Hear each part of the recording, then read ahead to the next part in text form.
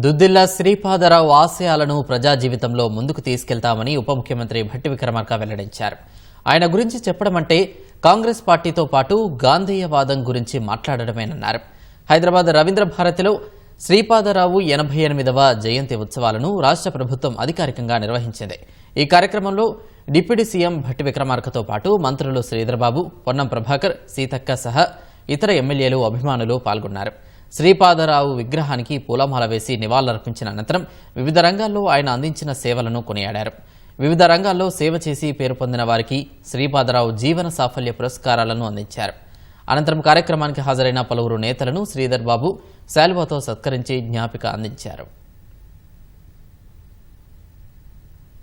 ఇన్ని సంవత్సరాల గ్యాప్ తర్వాత కూడా ఇంకా ప్రజలు వచ్చి వారితో ఉన్నటువంటి అనుబంధాన్ని, ప్రేమని, ఆప్యాయతని నెవరేసుకుంటున్నారంటే వారు జనంతో ఎంత కలిసిపోయారో ఇటువంటి సభల ద్వారా మనకు చాలా స్పష్టంగా అర్థం అవుతాం. వారు 3 సార్లు, వారి కుమారుడు శ్రీధర్ బాబు గారు 5 సార్లు, 8 సార్లు ఒక కుటుంబంలో ఉన్నటువంటి వ్యక్తుల్ని ఆ ప్రాంత ప్రజలు గెలిపించారు అంటే ఆ కుటుంబం ఆ జనాభాతో ఆ నియోజకవర్గంలో ప్రజలతో ఎంత మమేకమై ఉంటే తప్ప ఇప్పుడున్న పరిస్థితులు ఎవరు గెలిపించే పరిస్థితి లేదు.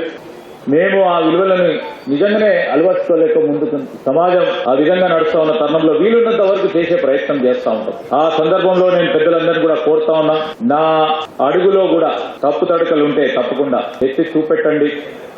ఒక ప్రయత్నం చేస్తా, వీలున్నంత వరకు దాన్ని సరి చేసుకునే ప్రయత్నం చేస్తా.